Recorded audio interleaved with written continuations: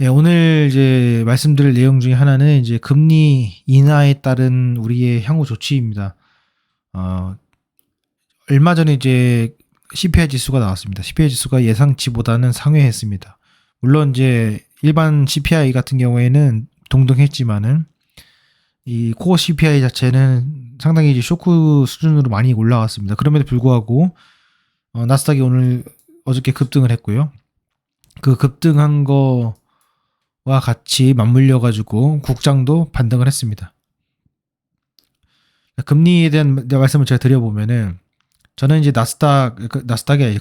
그때는 S&P 다우지수를 많이 했었었는데 2007년도 8년도로 거슬러 가보도록 하겠습니다. 이때 일봉으로 좀 제가 거슬러 가보면요.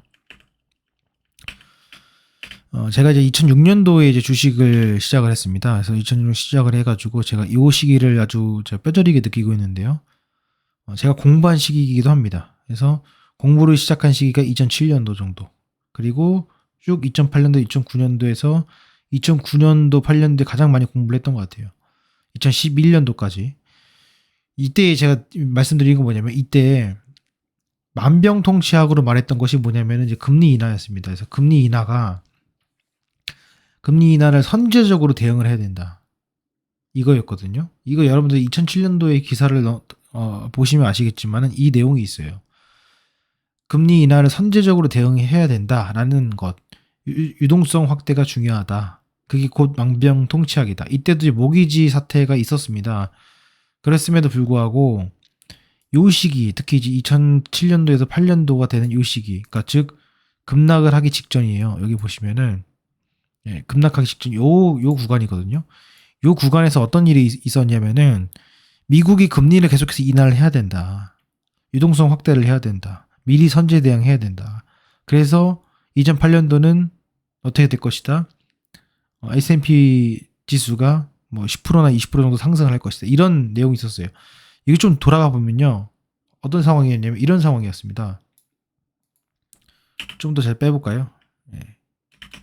좀 더 이렇게 빼보면은 이렇게 볼게요. 이렇게 보겠습니다.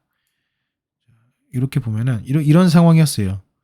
5년, 6년, 7년, 8년 그 승승장구했었습니다. 이 상황이었는데 결국에는 폭락을 했습니다. 요 구간에서 폭락을 했는데 요 사태가 2008년도에 이제 어떤 일이 있었냐면은 금리를 인하를 했는데 자산 가격이 안 올라가요. 주가가 안 올라갑니다. 여기서 이제 쇼크를 먹기 시작해요. 뭐냐? 더 이상 이 유동성 공급이 자산을 더 이상 증식시키지 못했던 거예요. 그러면서 어떻게 되냐면 버블이 터집니다. 근데 지금이 버블이라는 그런 의미보다도 최근에 이제 이 상승을 보면은 요 이제 최근 3개월, 2, 3개월 요 구간은 뭐냐면은 관세 이슈가 있었음에도 불구하고 지금 고용 지표가 상당히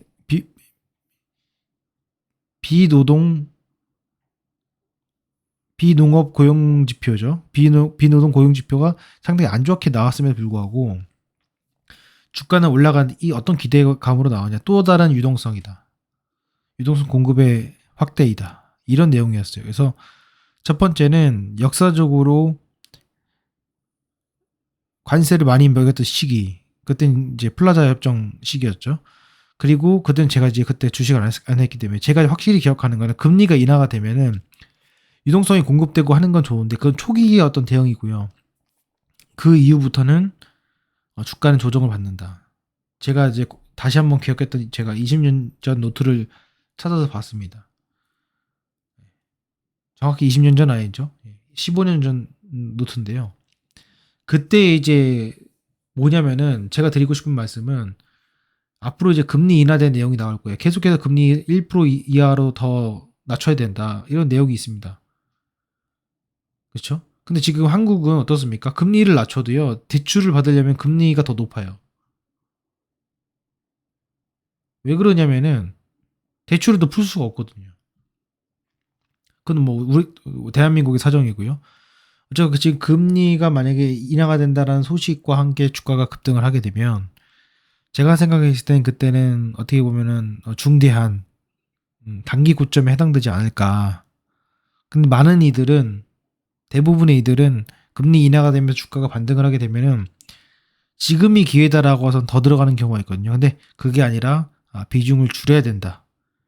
라는 이 말씀을 좀 오늘은 좀 꼭 드리고 싶었어요. 그래서 드리고 싶었고 앞으로 어떻게 될지 모르겠지만 결과적으로는 주식은 이 역사적으로 봤을 때 보유한 사람이 길게 보유한 사람이 계속해서 산 사람이 이길 수밖에 없는 게임입니다. 주가는 장기 우상향합니다. 그런데 그 우상향하는 과정 속에서 인생은 짧지 않습니까?